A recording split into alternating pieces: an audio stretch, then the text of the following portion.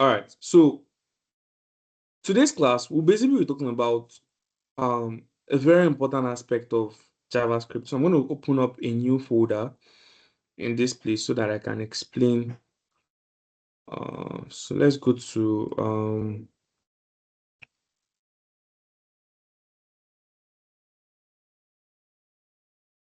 so let us get started. Now, we're going to be talking about a very important aspect of JavaScript.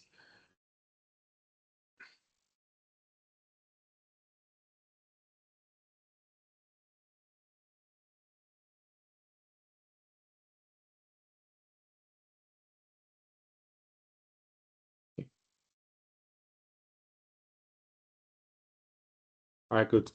Now, we're going to talk about a very important aspect of JavaScript, which is going to be API. Now, when we talk about API, what exactly do we mean by API? So API simply stands for application application application programming interface, right? This is basically what your API stands for. Now, what exactly do you do with your API? What does it mean? What exactly is it doing? You understand? What's the work of your API? Now, your API is like, so let me give an example. Let me use a paint to like give an illustration of what your API basically does for you. So now, good. Let's say you're on a web page, right? Or let's scratch web page. Let's say you're in a restaurant. So this is you at your table, right? This is the kitchen right here. So this is where you get your food, drinks, or whatever it is you want to order, right? Depending on the kind of restaurant you went to. So this is your kitchen. This is your table. This is your kitchen. Now you need to order something in this place. How exactly are you going to order something from this kitchen? Now, you can do it the old-fashioned way. You can stand up. Maybe if it's a local restaurant you went to, you can stand up and go to the kitchen yourself to get your order, right? Which is going to be very, very stressful for you. But if you go to a well-organized restaurant, there is something that happens. There is always a waiter right here. No, not here. There is always a waiter around your table, or probably not even around, probably, but they are always inside. So there's a waiter for every table, right? Or some waiters probably attend to more than one table. Do you get it now? So now, what happens is that this particular waiter or waitress comes to your table, gets your order. Oh, I need to eat this, I need to get this, I need to get this, I need to get that. So what now happens is that after they've gotten it, they will now take your request back to the kitchen. Then the kitchen is going to give you what exactly you ordered for and take your request back to your table. Now, this particular waiter here is just your API. So this particular API is known as your API. So your API meaning your what? Application programming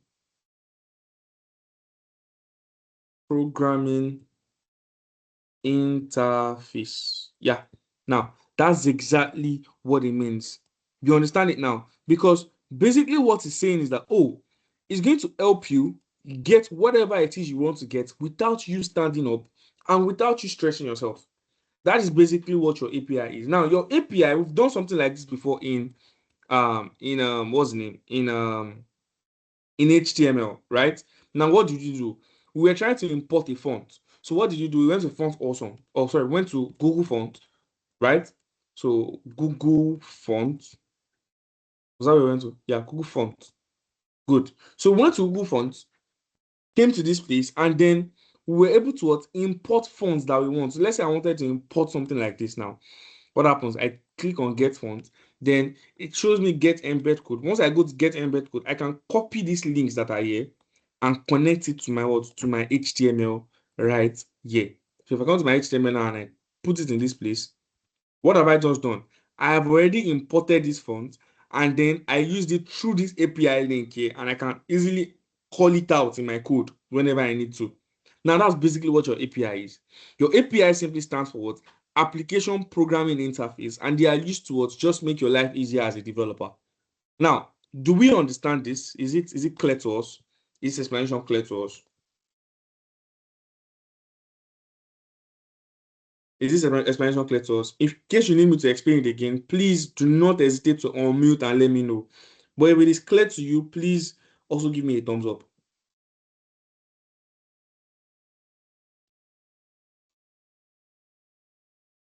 Okay, I think someone has a question. It's clear to one person.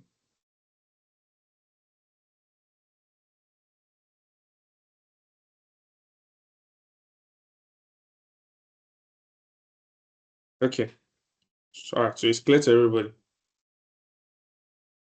So it's clear. Now, that's basically what your API is, right?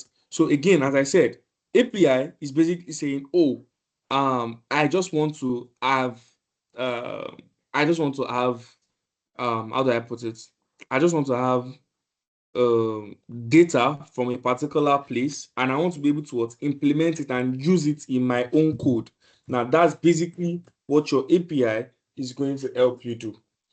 Now, how how do you now bring this and try to implement it in your JavaScript? Now, for instance, take your weather as an example. So I'm going to come here and say weather as an example.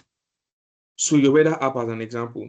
How do you go ahead to so I know a lot of us are probably using smartphones and they're using okay, let's even leave the smartphone aside.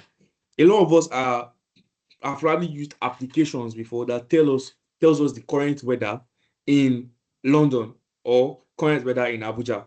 Oh, is it raining? Is it sunny? Is it this? Is it that? How is it that your phone in Benin is able to tell you the current weather in Lagos or the current weather in Abuja or the current weather in London? How is it possible for such a thing to happen? Right? Is it that your phone automatically goes to London or it is going there, going there, going there, going there to manually update the weather condition of that particular place? Now, what is happening is that there is a system built, right? And that system is basically collecting the weather information from a general source weather API. You understand? So now there's something that we call a weather app. So what happens is that if you want to try and build a weather app now, what you have to do is that you have to reference a weather API, right? Now this weather API has information of all the weather in all geolocations, in all locations of the world. You understand it now? So all you have to do is what? Get this particular API and integrate it in your weather app so you automatically get data from all of those words, all of those weather. Now that's basically what your weather API is trying to say. So weather API is like not weather API, that's what your API is saying. So your API is saying that, oh, you have an app. Let's say you have an app, right? And in this application, right, you want to integrate something, but integrating that thing yourself is going to cost you a lot of money and probably a lot of time, right? And you don't want that. So what you have to do is what? Just reference an API that has access to those data. After referencing those API and fetching data from that API, the API in turn brings you back the weather or whatever services it is you want to implement. You understand it now? So that is basically what your API is trying to do for you. Please, is this clear to everybody? Is this clear to everybody? I need to know this is clear to everybody. Just give me a thumbs up if it is clear. And if it is not, I can also explain this to us. Okay, that means it is clear to everybody. So let us move on to the next example. Now, the next example is basically how then do you now go ahead and get your data? How then do you go ahead and fetch your data in your application? Now, that is where asynchronism comes into play. Okay, let me just asynchronism. Yeah, asynchronism comes into play. Now, in our last class, in our last two classes actually, I've tried explaining two major concepts to us. Let me go to my JavaScript. I've tried explaining two major concepts to us. First is what? Synchronism.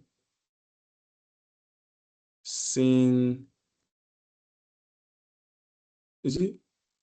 Oh, synchronism. And then also what?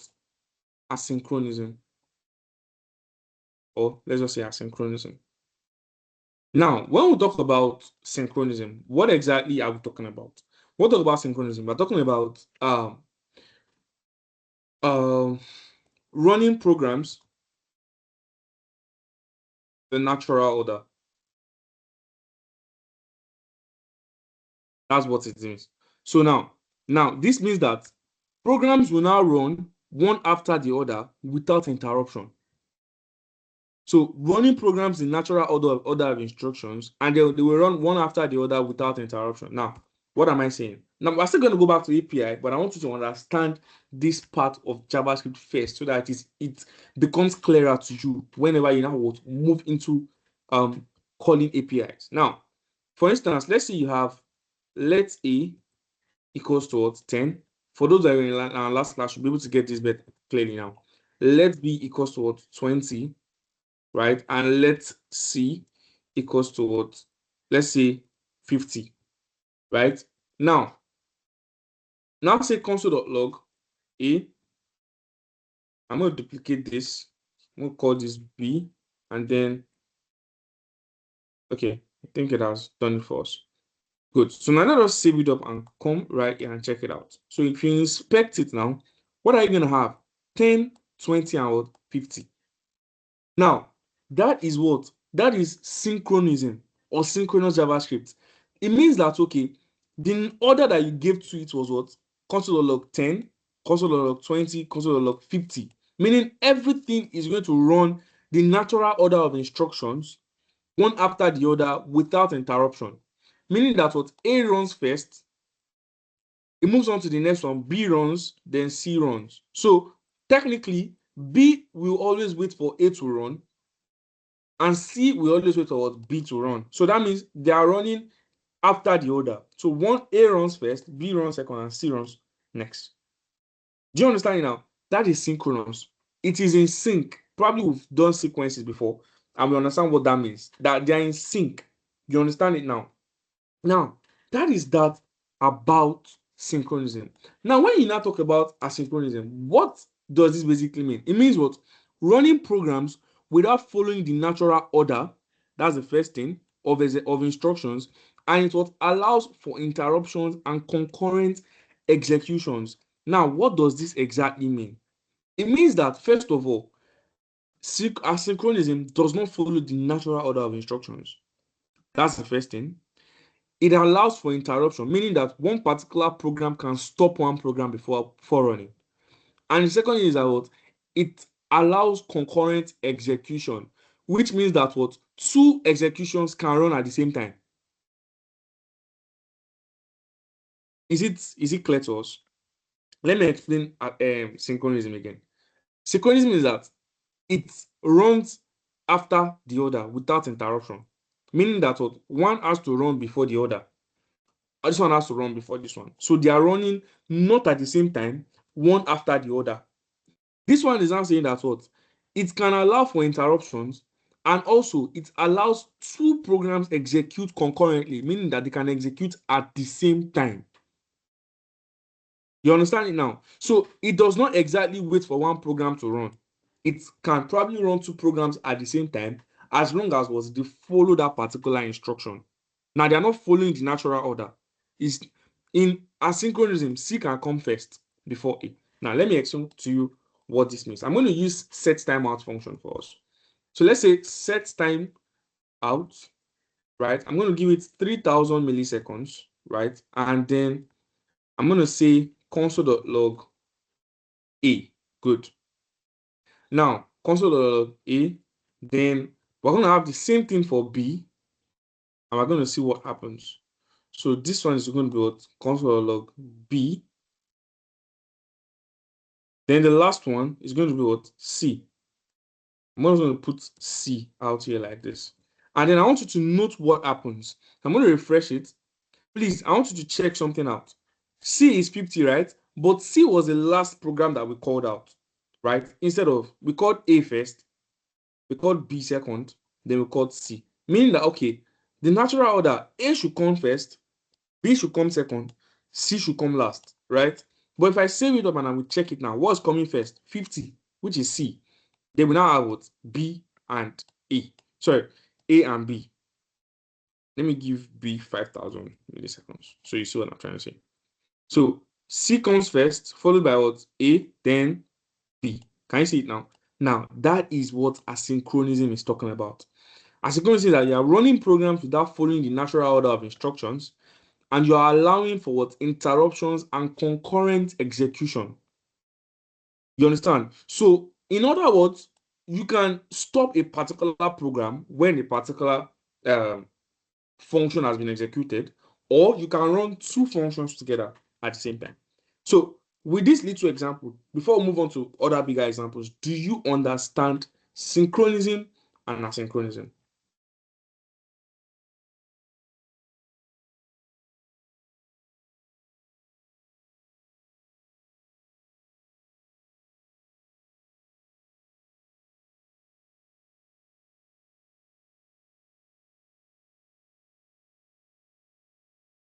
So, two people understand. Okay. All right. So we understand. Okay, good. So move on to the next point. So in this point, we're going to be explaining some important things when we talk about asynchronism, right? Now, in this place, we are talking about callback and event loop. So I'm going to explain three major things when it comes to um, asynchronous JavaScript. So I'm going to pause the recording now. So when we come back, we'll talk about these three things. And what are those three things? We'll talk about callbacks, talk about callbacks. Okay, let me just write the talk about callbacks, talk about promises, right? And then we'll now talk about fetch or async and await first before we talk about fetch. Yeah, so these are the three things that we'll be talking about when we get back. So you can just go ahead and write out this example. Then in the next 3 minutes, we should be back to explaining what all of these things are.